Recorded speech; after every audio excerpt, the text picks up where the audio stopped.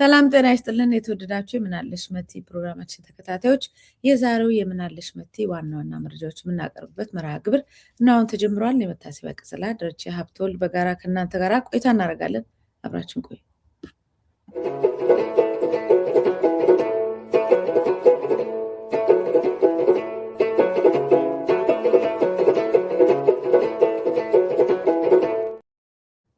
ደረጀ እንኳን ደህና መጣህ። እንዴት አደርክ? እንዴት ውለሃል? ያው እኛ ጋር ጠዋት ነው። እንኳን ደህና ቆየሽ መቲ። ሰላም ነው ወይ? ሰላም ነው ይመስገን። እንግዲህ ያው ሲጠባ ሲነጋ አዳዲስ ክስተቶች በኢትዮጵያ ላይ አይጠፉም። በተለይ አንዳንድ ሰዎች ትላንትና ያስቀመጥናቸው ቦታ ላይ ወደ ሌላ ቦታ ሲሄዱ ድንገት የማንነት ለውጥ መልክም ቢቻል የሚቀየር ይመስለኛል አሁን በማየው ነገር ላይ እና ድንገት የማናውቃቸው አዳዲስ ሰዎች ሆነው ሲመጡ ይቻላሉ የሚል ጥያቄንም እያሰላሰልኩ ነበር። ለማንኛውም ወደ መረጃዎች እንሂድ። ቅድም ከአንተ ጋር እንደተጫወት ነው እንደዚሁ በትላንትናው ዕለት ኮሎኔል ፋንታሁን ሞሀባው የተናገሩት ነገር ምንም እናከብራቸዋለን። ለከፈሉት መስዋዕትነት ለትላንቱ የሚቀየር ነገር የለም። ያንን ወስዶ ግን በዛ ደረጃ የተደረገውን ነገር ሁሉ በዜሮ ማባዛት ትላንት ራሳቸው እንዳልነበሩበት እዛ ውስጥ እንዳልነበሩበት አድርጎ ሁኔታውን እጅግ በጣም ሀገር አፍራሽ ሲመለሱ ደግሞ የተጠየቀው ጥያቄ እንደተመለሰ ግብፅና ሻዕቢያ ወያኔ ልክ እነሱ ብልጽግናዎች የሚሉትን ቃል በቃል አሉበት ብሎ መመስከር። ከዛ ውጭ ደግሞ ይሄ መንግስት ህገ መንግስት ነው እንትን የሚለን የሚያባላን ካሉ በኋላ የገቡበት መንግስት ደግሞ ይህን ህገ መንግስት ለአንድ ህዝብ ብዬ የምቀይረው አይደለም ብሎ ከማንም በላይ እየተገበረው ያለውን ራሱ እስካለመዘንጋት ድረስ ሲደረስ ምን ያህል አጣብቂኝ ውስጥ ነው ማህበረሰባችን የገባው የሚል ትዝብት ውስጥ ነው ያደርኩት እኔ ራሴ። ደረጀ አዎ እንግዲህ መቲ አንዳንዴ ሰዎች እኔ ምንም ሰው ሀሳቡን ሊቀይር ይችላል። አትሳም ፖይንት ላይ ግድ የለም ሊሆን ይችላል። ክህደት ግን በጣም መጥፎ ነገር ነው። ክህደት በጣም መጥፎ ነገር ነው። በተለይ ያን ነገር በምታደርጊበት ጊዜ አንድ ነገር ላይ አብሮሽ የተነሳው አካል ላይ ታች እያለ አንቺ ተነጥለሽ ማድረግ ማለት በምንም መለኪያ ክህደት ነው የሚባለው። የተለያየ ሰበብ እንኳን ቢሰጠውም ማለት ነው። በእውነት ነው የምልሽ ባለፉት ዓመታት ኢሳት ስንሰራ በጣም ሲቆጨኝ ሳነባበት የሚኖሩት አንዳንድ ነገሮች ላይ በህይወት ያሉ የመጀመሪያው እግዚአብሔር ያውቃል። ብርቱካን ሚደቅሳ የታሰረች ጊዜ አይተሽ ከሆነ ከዚህ ቃዴ ብላ ገብታ ብቻዋን እኛ ጋር ተፈታች። ከዛ በኋላ ስትታሰር እንግዲህ ያኔ የታሰረችው አንድነት ፓርቲ ጋር ሆና ነው ምናምን ነው። ሁለተኛው የ97ቱ ጊዜ ማለት ነው።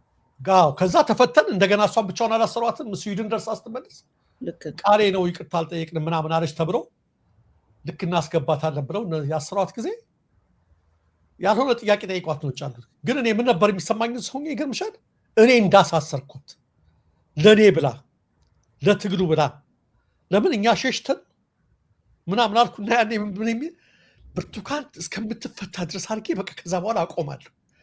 ግን እሷን አልተዋት የሚልትያለሽ ያው መቼም የሚያስችል መስሎች ነው። ተፈታች ያልኩኝ ብርቱካን ስትፈታ ማን ታሰረ? እንደገና እስክንድር ታስሮ ነበር። እንግዲህ እና አንዱ ዓለም እስክንድር ሴም ፊሊንግ ተሰማኝ። እኛ ተሰደን እዚህ መተን እነሱ እዛ ሆነው አልሰደድም ብለው አልኩና አንዱ ዓለምን አይተሽ ከሆነ ሰውነቱ ከሰውነቱ ለወጥቶ የነበረበት ሁኔታ ስለነበር መስሉና ያኔ ራሱ እኔ እንግዲህ ተመልከች እዛት ነው። ግን ጊልቲ ኮንሽስ ነው የተሰማኝ። እዚህ እንኳን ለምን ለኛ ብለው ነው እኔ ተሰድጃለሁ ሩቅ ሀገር እነሱ እዛ ሆነው ግን የተከፈሉት እኔ መክፈል ፈርቼ የተሰደድኩበትን ነገር ነው የሚል ወንጀል ተሰምቶኝ እነሱ ይፈቱ እንጂ ብዬ ደግሞ እንደገና አንዳርጋቸው ታሰረ። እንደገና ደግሞ ሌላ አምባ ሌላ ጸሎት ለእግዚአብሔር ማለት ነው። እና ምን ልልሽ መሰለሽ አንዳንድ ጊዜ አንዳንዴ እንኳን ነገር ስታረጊ አብረሽ ተመካክረሽ የገባሽው አካል የህሊና ውስጥ ገባል። ተመካክረሽ እንኳን ቀርቶ ላንቺ ብሎ ለህዝብ ብሎ የሆነ ሰው ሆነ ሲባል እኮ ሊሰማሽ ይችላል። ሰሞኑን ማነው አንድ ልጅ ሲጽፋይቼ እውነቱን ነው። አንዳንድ ጸጸት አለ። ነፃነት ሲሞት ነፃነት ወርቅነህ አርቲስት ያሬድ ሹመት ይጻፋል። ጓደኛ ናቸው 20 ምናምን ዓመት ግን በቅርብ ዓመታት ስላልጠየቀው ስላልተገናኙ እኔ የገደልኩት መሰለኝ የሚል ጸጸት መጣብኝ። በቃ ተበሳጨው ስላልተጠያየቅን በቅርቡ ብሎ የጻፍ ህሊና ሲኖርሽ ስታስቢ እንደዛ አይነት ነገር አይደለም። አሁን የእንትናን ቪዲዮ እየተመለከትኩ ነበር ከትናንት ወዲያ። እንደውም ዛሬ ባመጣው ጥሩ ነበር። ለዚህ አሁን አንችላልሽ የማስረሻን ቪዲዮ እያየሁ ነበር። ማስረሻ ምን ብሎ ይናገራል እዛ ቪዲዮ ላይ? ያው የዛሬን ያድርገውና ሟች ከመሞቱ በፊት ነው የሚባለው። ምን ብሎ ይናገር ነበረ? መቲ በህይወቴ ነው የሚለው፣ በህይወቴ ኤክስፔሪየንስ በተሰጠኝ እድሜ የረካሁበት የኮራሁበት በጣም ግሬትፉል ሆንኩበት አንድ ነገር ቢሆን አንድ ነገር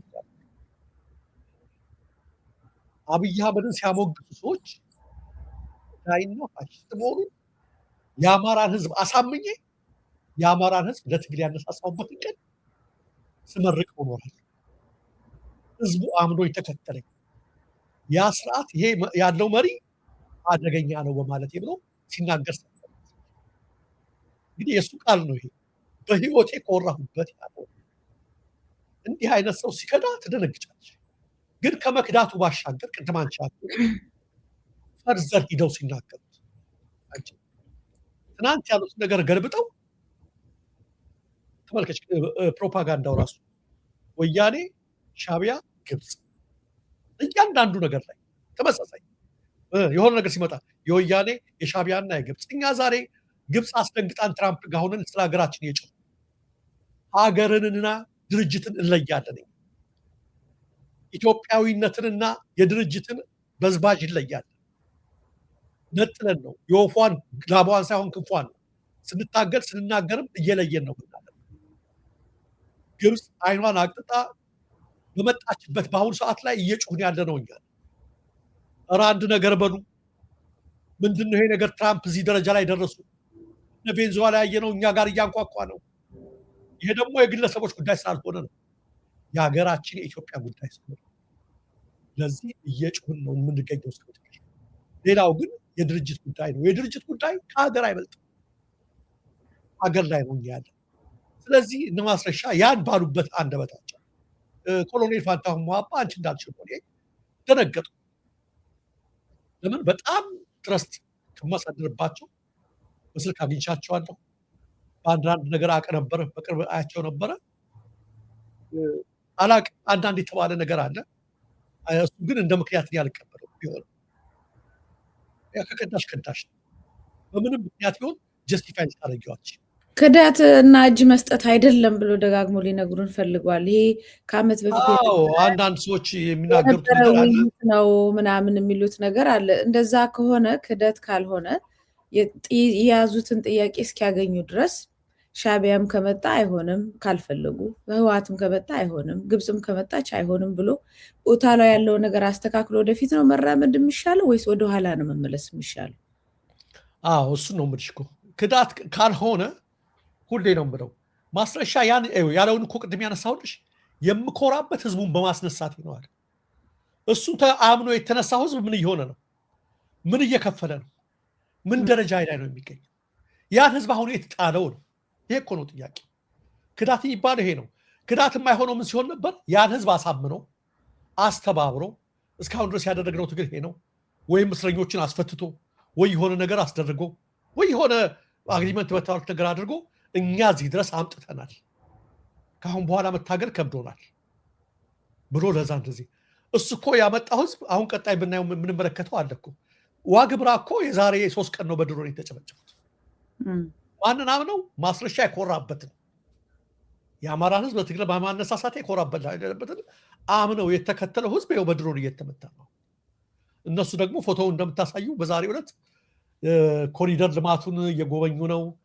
በመኪና በባቡር በእንትኗ በአውቶቡስ ሆነው የአዲስ አበባ ትካዜ ይታይባቸዋል። በእርግጥ ይሄን እያዩ ነው። ማስሬ መነጽሯን አድርገዋል፣ ኮፍያውን አድርገዋል። መቼም መዘነጥ የሚታማ አይደለም። አክተር መስሏል። አክተር ነው ደግሞ አለው። አንድ የሆነች የቆም እስኪ ሌላ ፎቶ ልክ በቃ ይኸውልሽ፣ አይሽ ጣኮ ነው ኪሱ እንደዚች ጋር አንድ ነገርና እንደው ይሄ ኮሪደሩ ራሱ እሱ የሰራ ነው ይመስለው ሁኔታው ሳይ እና ሁኔታው ይገርመኛል። ይወዳል እንደዚህና ኦኬ ያድርግ። ግን በምን በእውነት አንድ ነገር አስረግጠን የምንናገረው ይሄ የሚያደርጉት ነገር የሚሄዱበት በባስ የሚያደርጉት መዝናናት ይዘውለት ከወጡት ኮዝ አይበልጥም። ምንት ያህልም ምን ያገናኘዋል? እንደውም ጫካ የተገባ እነሱ ይሄን መርጠዋል። ይሄን እያዩ ነው የሚመለከቱት። እነሱ ጋር አብረው የመጡ ደግሞ ደም እየከፈሉ ነው። ሁሌ እንደምለው በፈርዖን ቤት የልጅ ልጅ ከመባል ከሱጮማና ወይን ይልቅ በቃዴስ በረሃ ከወገኖቼ ጋር መንከራተትን እመርጣለሁ ብለዋል። የሚበልጠው ማን ነው? ከመረጡት ምርጫ የሚለውን ህሊና ላለው ሰው እንተዋል። ማን ነው የበለጠውን የመረጠው የተሻለውን የመረጠው ማን ነው የሚባለውን ነገር እንመለከተዋለን። ስለዚህ አብረሽ እስከወጣሽ ድረስ ጓድሽ ጋር፣ ወንድምሽ ጋር፣ እህትሽ ጋር እስከ ፍጻሜው ድረስ አብረሽ መዝለቅ አለብሽ፣ ምንም ነገር ብትወስኝ ማለት ነው። በተረፈ ተነጥሎ ሂዶ እንደዚህ አይነት ነገር ማድረግ ያ ነው ደግሞ በእርግጠኝነት የምነግርሽ መቲ ከሳምንት አያልፍም ይሄ ሆይታ።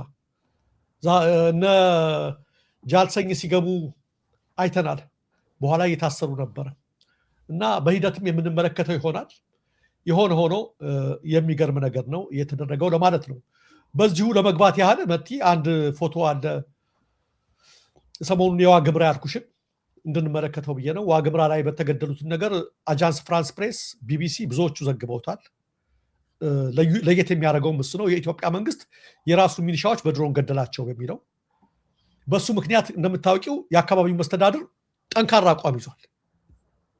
ጎበዝ ናቸው። ካላሰሯቸው እስካሁን ድረስ ጀነራሉ ይቅርታ በስህተት ነው ሲሉ አንቀበልም ነው ያሉት የአካባቢው መስተዳድር። ለምን ድሮኗ አንዣባ ያን ቦታ ሁለት ሶስት ጊዜ ስታጠና አይተናታል። ዛሬ ደግሞ ያነሱት ጥያቄ አንድ ፎቶ አለልሽ አብይ ከሲቹዌሽን ሩም ሆኖ ያኔ ጦርነቱ ጊዜ ያወጣው አንድ ፎቶ እስኪ አንቺ ካሉ ጀነራሎች ተሰብስበው ወታደሮች ሲመለከቱ የነበረው ነገር አለ እና ይሄን ፎቶ ይሄን ነገር ነው ያስታወሱትና እዛ አካባቢ ያሉ መስተዳድሮች በጣም ጎበዞች ናቸው። በጣም ነው ያደነኳቸው። በጣም ብዙ ዋግምራ እኮ በጣም ብዙ ዋጋ የሚከፍልና እየከፈለ ያለ አካባቢ የብልጽግና እኮ መስተዳድር ከሆነው ነው እኮ አንቀበልም በስህተት ነው ተብሎ የራስ ሚኒሻ 6 ዓመት የወጡትን መግደል አንቀበልም፣ እንዴት በስህተት ይገደላሉ የሚል ነው እና ዛሬ ያነሱት ጥያቄ የዛሬ 2 ዓመት በትግራዩ ጦርነት ጊዜ አሉ።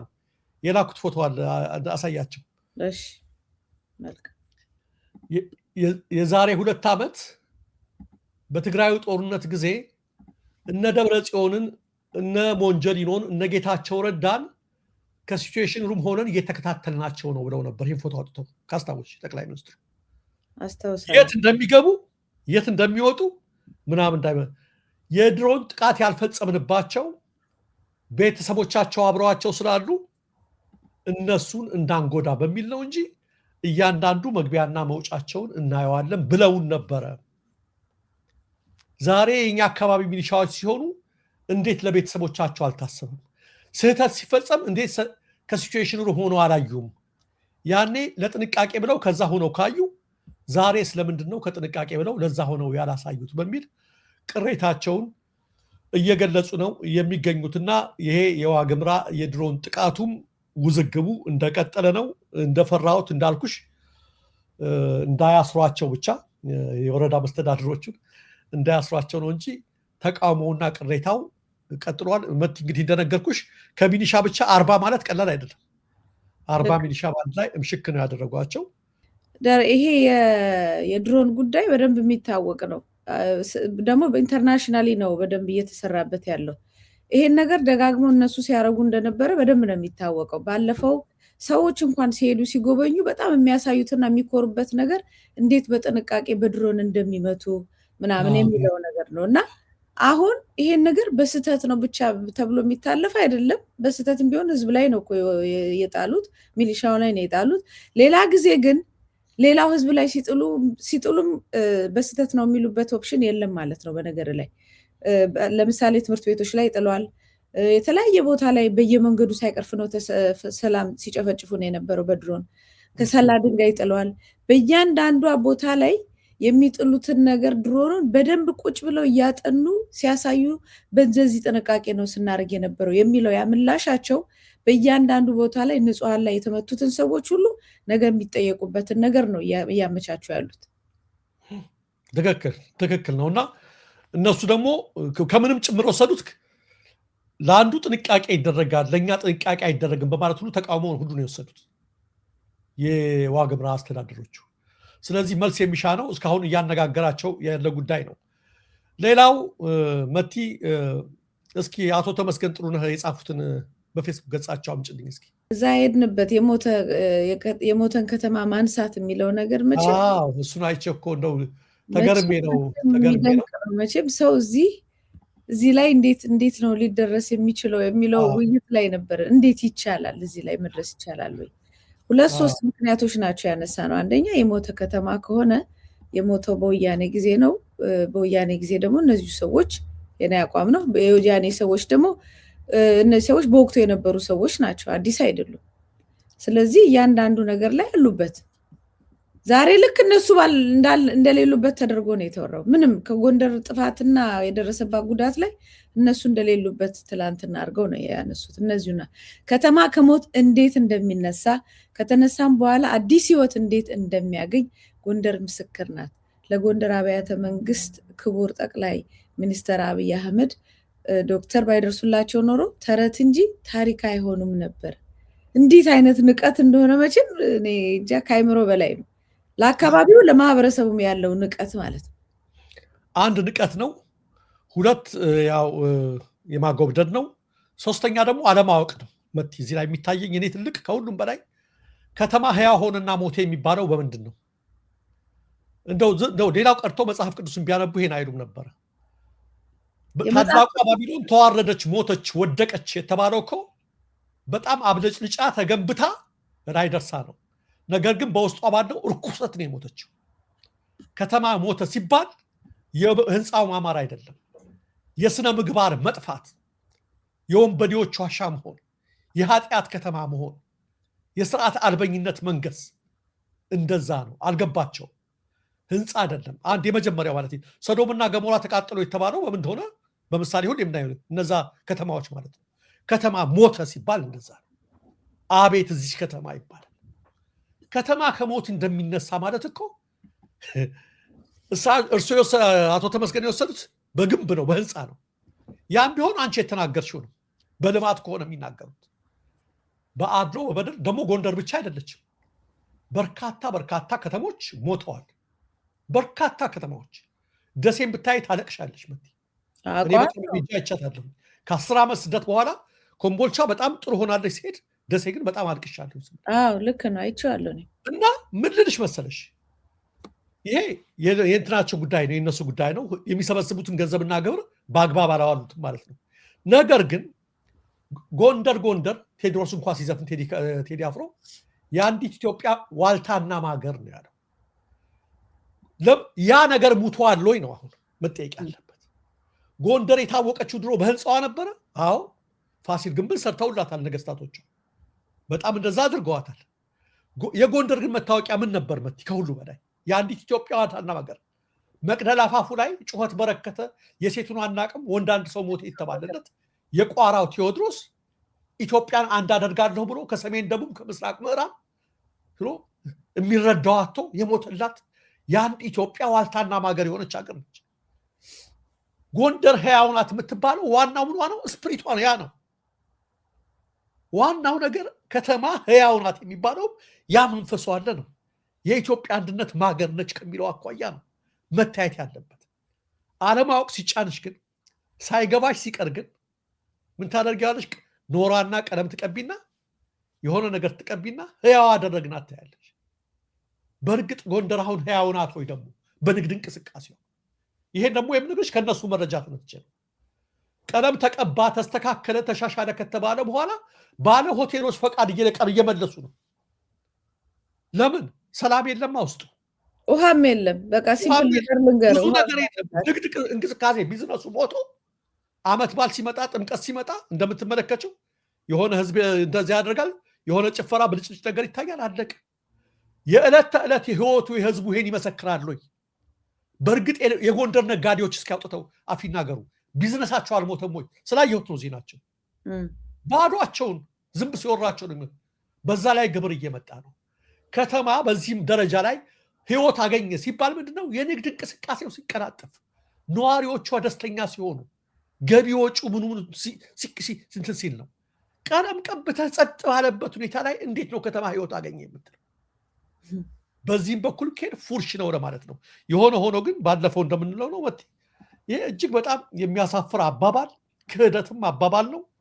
እንደው በዚህ ደረጃ አሁን ይሄን ነው የምልሽ። አንዳንዴ እንደፈለገ ያጎንብሱ እንደዚህ ይበሉ፣ ራሳቸው ፈርዘር የሚሄዱበት ነገር አለ ሳይባሉ በቃ ሄደው እስኪ እንደው ጥግ ድረስ ሂጄ የዚህ ውድድር የሚገቡበት ነገር አለ እና መቸነት አቶ ጌታቸው ረዳና ዶክተር በለጠ ሞላ በዚህ በወልቃይት ጉዳይ ይመላለሳሉ።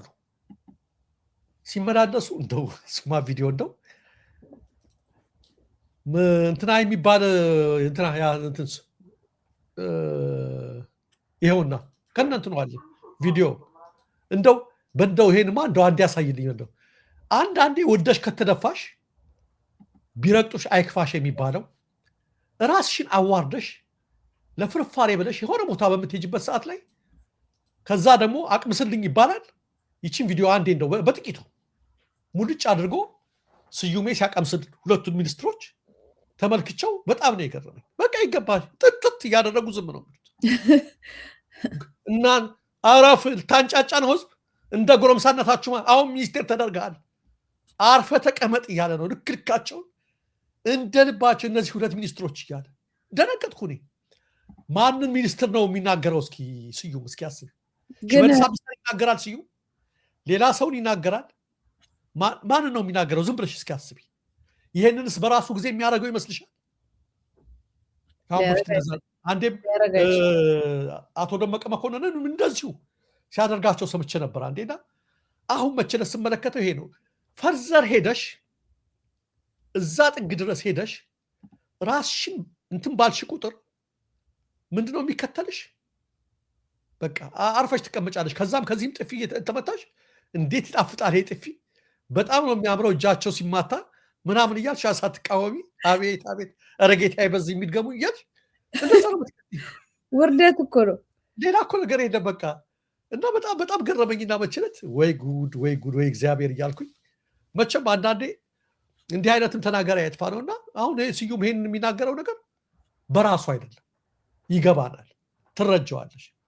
አርፈ ተቀመጥ፣ ቦታ ተሰጥተዋል፣ ይሄ ውርጋጥነትን አቁም ነው ያላቸው። እንደዚህ ቃል በቃል በቀደም ከፋሲል ጋር ነው ከማን ጋር ነው ስንወያይ ምንድነው የሆነው? በእያንዳንዱ ቦታ ሲኬድ እነዚህ ባለስልጣናት በተለይ እዚህ ላይ የጻፉት ተመስገን ጥሩነህ ምን ይሉ ነበር አለ፣ ብዙ ቦታዎች ምናምን እያስጎበኙን ነበር አለ እና እያስጎበኙን ባለ ጊዜ እያንዳንዷ ነገር ላይ በከፍተኛ ጥንቃቄ ይሄ እንደዚህ ተሰርቶ እንዴት ቆንጆ ነገር መሰላችሁ በጠቅላይ ሚኒስትሩ አብይ አህመድ ፈቃድ እያንዳንዱ ነገር ላይ አንዲት ነገር ተናግረው በጠቅላይ ሚኒስትሩ ፈቃድ በከሌ ፈቃድ ጠቅላይ ሚኒስትሩ ባይኖሩ በጠቅላይ ሚኒስትሩ እንደ እግዚአብሔር ፈቃድ የምትለው ነገር አለ አይደል? አንተ እግዚአብሔር ፈቃድ ምናምን ብለን የምትናገረው ነገር አለ አይደል? እያንዳንዱ ነገር ላይ እንደ እግዚአብሔር ፈቃድ የሚባለውን በጠቅላይ ሚኒስትሩ ፈቃድ እያሉ ነበር የሚናገሩት አሉ እና ከዛ የተነሳ ኦልሞስት በቃ መሀላቸው ምናቸውም ወደዛ ሄዷል ብሏል። ስለዚህ አንተ የተናገርከው ነገር ከዚህ ጋር በጣም አንድን ነገር በዚህ ደረጃ እኔ ግን እንዴት ነው ሰው በራሱን በዚህ ልክ ሞቶ እንዴት ሌላ ሰው ያውም ግለሰብ ላይ እንደዚህ ፍጹማን አድርጎ እንትን ሊለው እንደሚችል አላውቅም እና በጣም የሚያሳዝን ነገር ነው። አንድ ጊዜ የሆነ ውታፍ ነቃይ ነው የሚባል ነገር ታሻለች የሚባል ስም ነበረ ለካድሬዎች የወጣና ሆናውና እሱን ነገር እኔ እንትን ለማድረግ ምን ከየት እንደመጣ ታውቂያለሽ? እሱ በንጉሱ ጊዜ ነው። የድሮ ነገስታቶች ድሮ እንግዲህ ታውቂያለሽ የገጠር አካባቢ እናቶች ምናምን ይሄ በተለይ ሙታንታ ነው የሚሉት እነሱ ፓንት የማያረጉ እናቶች ምኖች ይኖራሉ። እንግዲህ የነገስታት ጋር አጋፋሪዎች ጋር ምኖች ጋር የሚሄዱ ለካ ትክክል ነው። አንቺ እንደው ጎንበስ ሲሉ ይሄ ቀሚሳቸው እንዲገባ ሲላሉ እንትን ስለማያረጉ ከኋላ የሚከተሉ አሉ ጃንጥላ ይዘው ቀሚሳቸውን ሳብ እያደረጉ ቀሚሳቸውን ሳብ ወደኋላ እንትን እንዳይልና እነሱ ናቸው ውታፍ ነቃ የሚባሉት የሚል ነገር አንብቤ በጣም ገረመኝና እንደዛ እኮ ነው የሆኑት አሁን እነዚህ ባለስልጣናት። ምንም አሁን እስኪ ተመልከች አንቺ እንዳልችው እግዚአብሔር ባይደርስልኝ ኖሮ ነው የምትይው አንቺ። ያው ለሰው እንኳ ታሞ እግዚአብሔር ባይደርስላት ኖሮ ነው የምትይው። እዚህ ለጎንደር አብያተ መንግስታት ክቡር ጠቅላይ ሚኒስትር አብይ አህመድ ባይደርስለት ኖሮ አይነሳም። ገንዘብ በበጀት አድርጎ ማድረግ ነው፣ ማሳደስ ነው። ለዚህ የጎንደር 5 እና 6 ዲያስፖራዎች አንሳሉ እንዴ? ወይስ ሌላ ሰው ያንሳል እንዴ? ምንድነው እንደዚህ እኔ ያለ እንደዚህ የሚባለው ምናምንና አገላለጻቸው ራሱ የሚያስደነግጥ ነው ለማለት ነው። ሌላው መቲ አንድ ወጣት ልጅ ታስሯል። የወልዲያ ኪዳነ ምህረት ቤተክርስቲያን አገልጋይ አቤል ተፈራ የሚባል ወጣት ለእስር ተዳርጓል። ለእስር የተዳረገውም የወጣቱን ፎቶ አለ ይሄውና እዚህ ጋር ተመልከቸው። የጻፈው እንግዲህ ማለት ነው የማህበረ ቅዱሳን አባል ነው። ክቡር ፕሬዝዳንት ሆይ ነው ያለው። ተመልከች በአግባብ የለበሱት ባንዲራ በአዲስ አበባና በኦሮሚያ ሰዎችን ለእስርና ለእንግልት እየዳረገ መሆኑን ያውቃሉ ብሎ ነው የጠየቀው። ሌላ ምንም አይደል። ክቡር ብሎ ያው እርሶ ብሎ አክብሮ በተገቢው መልክ ጥያቄ አደረገ። እርሶ እኮ የለበሱትን በኦሮሚያና በምናምን ያሳስረናል፣ ሲፈልግም ነጠላቸውን ያቃጥሉባቸዋል። ከዚህም አልፎ አልተሳደበ ምን አላለ ምን አላደረገ። ይትች ዲሲፕሊን የሆነ ጨዋ የሆነ የሃይማኖት በስነ ስርዓቱ ክቡር ፕሬዝዳንት ነው ያውቃሉ። እኛ እኮ መልበስ አንችልም እንደርሰው ለማለት ነው። ታዲያ እንደው መቲ ይሄን እንኳን ለማለት እንዴት እንደው መብት እንጣ እንዴ? መጣ የተባለው ዲሞክራሲ ይችን ለመጠየቅ እንኳን ይችን መሸከም እንኳን አይችልም። ይችን ጥያቄ በጣም እኮ ነው ግራ የሚያጋባው እኮ። ይሄን ጥያቄ በመጠየቁ ለእስር ተዳረገ። አሁን ምን ብለው ሊከሱት ነው? ክስ ሲያዘጋጅ አቃቤ ሕግ ምን ሊል ነው? ፕሬዝዳንታችንን ክቡር አላቸው። ይሄስ በምን አመክንዮ የሆነው ፕሬዝዳንቱ መተቸት የሆነበት? ይሄ እኮ የዜጎች አቤቱታ እኮ ነው። በአግባቡ በስነ ስርዓት የተጠየቀ ነው። ወይ እናስተካክላለን ወይም እንዳላዩ ዝም ማለት ነው። እንደውም አንዳንድ ሰዎች እኔ እውነት መስሎ የነበር ውሸት ነው ፕሬዝዳንቱ ታሰሩ በሚኒሻ ለብሰው ይሄንን ተብለው በኋላ ደግሞ ሌሎች አይ ተፈተዋል ምናምን እያሉ ሲጽፉ ስመለከት ነበር። ያው እንትን እያሉ ነው። ግን ይሄን ጥያቄ መጠየቅ መቲ እንዴት ሊያሳስር ይችላል? እስኪ በዚህ በአግባቡ መጠየቅ የለንበት ጊዜ ምን ይመስላል ለማለት ነው። በነገር ላይ ፕሬዝዳንቱ ታስሯል ወይም ታስሮ ይሆናል ሊታሰሩ ይችላሉ የሚለው ጥያቄ ሁሉ መነሳቱ ምን ያህል ይሄ ሰንደቅ ዓላማ ምን ያህል አስጊ እንደሆነ ይሄ መንግስት ደግሞ ምን ያህል እብድ እንደሆነ የሚያሳይ ነው። ብዙ ሰዎች ታስሯል ሲባል አዎ ሊታሰሩ ይችላሉ ብለው እስከ ማመን ደርሰዋል። ምክንያቱም ይደረጋል የሚደረግ ነገር ስለሆነ የሚያማቸው ነገር ስላለ ከዚህ ሰንደቅ ዓላማ ጋር እነዚህ ሰው እብዶች ስለሆኑ ፕሬዝዳንቱንም በዚህ ሰንደቅ ዓላማ ሊያስሩት ይችላሉ ብሎ ማህበረሰብ እንደ ማህበረሰብ ማመን ሲጀምር ምን ያህል በአንተ ላይ ያለው እምነት በአንተ ላይ ያለው አመለካከት ምን ያህል አደገኛ እንደሆነ ማወቅ ነው። ከዛ አንድ ግለሰብ አውጥቶ ይሄ ነገር እኮ ያሳስራል ያለው ፋክት ነው፣ ውሸት አይደለ። ለምን እኛ የምንሰራውን ወንጀልና ኃጢአት በአደባባይ ተናገርክ ብለው ነው ያሰሩት። ይሄም የሚያሳየው እኮ ይህን እንኳን መናገር በዛ ሀገር ላይ እንደማይቻል ምን ያህል አምባገነን ምን ያህል ይሉኝታ ቢስና ክፎች መሆናቸውን የሚያሳይ ነው። ይሄኛው ምንም ከነሱ ምን የሚያድናቸው ነገር አይደለም። እያንዳንዱ እንደምታውቀው አብይ አህመድ ብልጽግና ፓርቲ ለካድሬዎች ለደጋፊዎች በጣም የማይመች ነው። በየቀኑ አሳፋሪ ጥፋት በማድረግ በምንም ተአምር ደግፈው አንድ ቀን ቢውሉ በንጋታው የሆነ ነገር እሱን ደግሞ ለመሸፈን ደፋ ቀና ሲሉ ደግሞ ሌላ ይጨምራሉ። እና ይሄ ደግሞ ከላይ እስከታች በመዋቅር ውስጥ መሀይሞች እውቀት የሌላቸው የዲፕሎማሲ ጉዳይ፣ የሀገር ገጽታ ጉዳይ፣ የህዝብ የመብት ጉዳይ የምናምን ነገር ማያውቁ አንድም በጥላቻ አንድም በመስገብገብ አንድም ደግሞ በድንቁርና የታፈኑ ሰዎች ስለሆኑ ነው በየጊዜው ችግር የሚፈጥሩት። አንዳንዶቹ በአደባባይ እየወጡ ኧረ እንደዚህ አታርጉ፣ አሰደባችሁን፣ አስተቻችሁን እያሉ ሁሉ ካድሬዎቹ ይናገራሉ። እና ዝም ብለህ ከእንደዚህ አይነት ህፃናት ሀገሪቷን ነፃ ከማውጣት ውጭ ሌላ ነገር ማድረግ የሚቻል አይመስለኝም። ኦኬ እንግዲህ መቲ ዋናው ደግሞ ሌላው ይህን ጉዳይ ካል ጥሩ ነው የገለጽሽው። በጣም የሚያሳዝን ደረጃ ላይ እንትን ያደረግነው የዚህ ሰሞኑን እያልን ያልነው ጉዳይ የአባይ ጉዳይ በጣም የትራምፕ ሊበሉን ጫፍ የደረሱ ይመስላሉና ክቡር ገና ሰፊ ቆንጆ አርቲክል ጽፈዋል። የሆነ አንድ 10 መስመር ብቻ ቀንጭብና መጀመሪያ ያቀርባት። በቅርቡ በቬንዙዌላ፣ በግሪንላንድ፣ በዩክሬን፣ በታይዋንና በደቡብ ቻይና ባህር የሆነውን አይተናል። ከሩቅ ስንሰማውና ስናየው የነበረው በአባይ በኩል ከደጃፋችን ደርሷል። ኃይል ስርዓትን ሲተካ ዲፕሎማሲ ቲያትር ይሆናል። ውልና ስምምነቶችም የመድረክ ጌጦች ይሆናሉ። የድሃና የትንሽ ሀገሮች ዕጣ ፈንታ በኃያላኑ ይወሰናል። በዚህ ፈታኝ ወቅት ኢትዮጵያ ምን ማድረግ ነው ያለባት? በትህትና ፈገግ ማለት አለባት ወይስ ክቡርነቶ ለውስጥ ጉዳያችን ትኩረት ስለሰጡ እናመሰግናለን እንበል? በፍጹም ይህ አይደለም።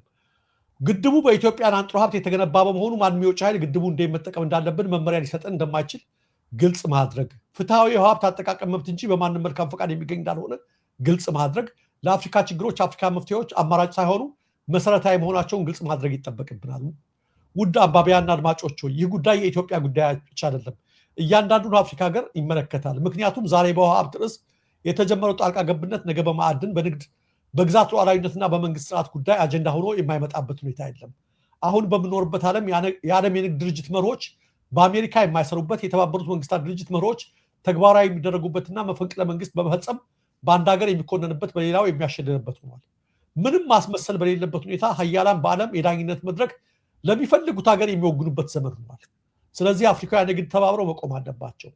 ትብብሩ በመፈክርና በጉባኤዎች ሳይሆን የራሳቸውን ዕጣ ፈንታ ለመወሰን በሚያስችላቸው መልኩ መሆን አለበት። አባይ የሚፈሰው በአሜሪካ ፈቃድ አይደለም። የኢትዮጵያ ህዳሴ ግድብ የተገነባው በአሜሪካ ይሁንታ አይደለም። ኢትዮጵያ ተፈጥሯዊ ሀብታማ ልማቷ ለማንም መስገድ የለባትም። ስናጠቃልለው ጉዳዩ ግድብ ብቻ አይደለም፣ የክብር ጉዳይ ነው፣ የሉዓላዊነት ጉዳይ ነው። የኢትዮጵያ ህዝብ ህልውና ያለመውን ተግባራዊ ማድረግ የሀገር ስኬት ጉዳይ ነው። በዚህ ሀያልነት የትክክለኝነት ማረጋገጫ እየሆነ በመጣበት ዘመን ለራሳችን መሰረታዊ ጥያቄዎችን ማንሳት አለብንና መጋፈጥ አለብን የሚል መልእክት ተናግረዋል። በዚህ ጉዳይ ላይ ግን አንድ ጋዜጠኛ ማን ነው በቃሉ አበራመረው ደግሞ የሚባል አንድ ነገር ይናገራል። እሳቸው ሶስተኛ ጊዜ ግድቡን ገንብቻለሁ ሲሉ እሱ ደግሞ ምን ይላል? እርሳቸውን ነው ማምነው ይላል። ትራምፕን አምናለሁ ከሱ ይልቅ እንዳይሆን ግድባችን ብሎ ስጋቱን ይጽፋል። 3 ጊዜ ይህን ሲሉ ቢያንስ የውጭ ጉዳይ ሚኒስትራቸው ወይም ስቴት ዲፓርትመንቱ ሌላው አካል ቃል አቀባዩ ሊያረማቸው ይገባ ነበር። እስካሁን ድረስ አላረሟቸውም። እሳቸውም ለሶስተኛ ጊዜ ግድቡን እኛ ነን የሰራ ነው እያሉ ነው። በዛ ላይ ደግሞ አሁን ፈላጭ ቆራጭ ሆኖ እኔ ነኝ እያሉ ነው። ይሄ ሲሆን ምንም አላሉ። ምን ማለት ጀመሩ መሰለሽ? አሁን ብልጽግና አካባቢ በዝምታ ማስደንገጥ ነው። ለአሜሪካ ለእሳቸው ለትራምፕ መልስ አያስፈልግም። የዝምታ ዲፕሎማሲ የሚል ከየት እንዳመጡት ከየት እንዳገኙት እነ ግብፅ ትልቅ ስራ ሰርተው ሀገራቸው እያደረጉት ነው። የዝምታ ዲፕሎማሲ አይቻል አቅምና ይሄን ነገር እያደረጉ አሁን ክቡር ገና የተናገሩትን አይታል። በግልጽ ተጋፈጡ። ያደረግነውን ሁሉ መናገር አለባችሁ። የኛ መሆኑን በእኛ ወጭ መሰል ይሄን ነገር በግልጽ እንዴት ያቅትሻለሽ አንቺ? ሌላው እንኳን ቢቀር ተይው፣ እሳቸው ጋር መጋፈጥ። ግድቡ የተገነባው በመንግስት ደረጃ በውጭ ጉዳይ ሚኒስቴር ደረጃ በኢትዮጵያ ሀብትና ገንዘብ ነው ወይ ነው? አሁን ጠቅላይ ሚኒስትሩ አንተም ወደዛ ሁሉ እየተሄደ ነው። ወደዛ ሁሉ እየሄዱ ነው። ሰዎች እየሄደ ነውና ይሄን ነገር መደረግ አለበት ነው። ትራምፕ ያ ብቻ አይደለም ያደረጉትን እንደማይፈጽሙ በቬንዙዌላ አይተናቸዋል። ግሪንላንድ ጋር አውሮፓ ጋር አይተናቸዋል። አውሮፓ ሀያላን ሀገሮች ጋር እንኳን ኢትዮጵያ ቀርቶ ማለት ነው። አሁን ደግሞ ያመጡት አዲስ ነገር አለ። የኢንቨስትመንት አባል ሁኑልኝ ሆኖ $1 ቢሊዮን የሚያዋጣ አገር የወታደራዊ ድጋፍና የተለያየ ነገር ይገባዋል ተብሎ ተመልከች። ሀገሮች 30 ሀገሮች ተመዝግበዋል። እስካሁን $1 ቢሊዮን ከአንድ ሀገር ግብፅ ጭምር ተመዝግባለች። ህንድ፣ ፓኪስታን፣ ኡራጓይ፣ ፓራጓይ ምናምን ተመዝግበዋል። ያልተመዘገቡት የአውሮፓ ሀገሮች ብቻ ናቸው። ዞር በሉ ያሏቸው ቻይና እና ሩሲያ ያልተመዘገቡ ሀገሮች። ግብፅ ራሷ ከፍላለሁ $1 ቢሊዮን አለች። ትራምፕ አይኑን አፍጥጠው መጥተዋል። እጅግ አስደንጋጭ ነገር ሆኗል። የዓለም ስርዓት ተለወጠ። ከፈለጋችሁ የኔን ድጋፍ $1 ቢሊዮን እያዋጣችሁ አባል ሁኗል። እንዴ $1 ቢሊዮንማ ቢኖረኝ እስኪ 10 ብር አበድረኝ ሲል ሲያሳይ 10 ብር ቢኖረኝ 10 ብር ጨምሬ መኪና አልገዛበትም እንዴ የሚል አንድ ሰው ነበር። የገረመው $1 ቢሊዮን አገሮች እያዋጡ ነው ለትራምፕ። አይኑን አግጧል። ተመድ የሚባል ነገር ጠፍቷል። አዎ አሁን ተመድን አዳክሞ ሌላ የሚባል ጠፍቷል። የካናዳው ጠቅላይ ሚኒስቴር ዳቮስ ላይ የተናገሩትን ሰምተሽ ከሆነ ከትናንት በስቲያ እውነታውን ካልተገፈጣችሁ ሀያላን ሀገራት የምግብ ሜኑ ዝርዝር ላይ ነው የሚያስገቧቸው፣ ከዛ ይሰለቅጧችኋል። ኢትዮጵያ ልትሰለቀጥ ነው። በዚህ ሂደት ላይ የዝምታ ዲፕሎማሲ በራፈ ደርሶ ምን ዝምታ ያስፈልጋል? በመፎከር አይደለም፣ በመጮህ አይደለም፣ ስነ ስርዓት ባለውና አግባብ ባለው ሁኔታ መቆም አለ ነው። የአባይ ጉዳይ የግድቡ ጉዳይ እጅግ አደገኛ ላይ ደረጃ ላይ ደርሷል። ትራምፕም በጣም እያንዣበቡብን ይገኛሉ የሚል ነው መቲ እኔ ጋ ያለው ነገር። አመሰግናለሁ ደረጀ። እንደው በጣም ነው የሚያስፈራው። አይ እኛ እኮ በገንዘባችን ነው የሰራ ነው ለምን አይልም መንግስት የሚል ጥያቄ ስንጠይቅ አንተ ራስህ ትላንትና ያወጣው ቪዲዮ እኛም ኤምኤስ ላይ እየተናገር ነው የእናንተ የኢትዮጵያን በኦሽን ላይ ጠብታ ነው ብሏል። 10% አካባቢ ነው ብሏል። ያ ማለት 90% ከሌላ ቦታ ነው ያመጣሁት ማለት ነው። 90% ከሌላ ነው ያመጣሁት ማለት ከወርልድ ባንክ ነው፣ በእርዳታ ነው የመጣው፣ በብድር ነው የመጣው ወይስ ትራምፕ ያንን ወስደው እኛንን ከአሜሪካ ካዝና ነው የወጣውና እኛ የምንፈልገውን ነገር ማድረግ እንችላለን ብለው እየመጡበት ነው ያለው ወይ ጉዳዩን የሚል ጥያቄ አንስተናል። እና የዝምታ ጉዳይ የትም እንደማያደርሰን እናውቃለን። ዝም ያልነው ግን የሆነ ነገር የተደበቀን ነገር ስላለ እንጂ እውነቱን ወጥቶ መናገር ይቻል ነበር የሚል ነው ስጋቱና የአቶ ክቡር ገና ያው እንግዲህ ይህን መንግስት ከሚደግፉ የነበሩ ሰው ናቸው። የዜማ ፓርቲ ውስጥም የነበሩ ናቸው። በዚህ ጉዳይ ላይ እና በተለይ በአዲሱ በማክሮ ኢኮኖሚ ላይ ሁለት ጠንከር ያሉ ነገሮችን እንደ ዜጋ ጽፈዋል። ጥሩ ነው። በዚህ ደረጃ ሰዎች ሲጽፉ እንዳላየ እንዳልሰማ የሚኮንበትም ነገር በጣም ያሳስበኛል። የእውነት ግድቡ የማን ነው? የት ነው? ለማን ነው የሄደው?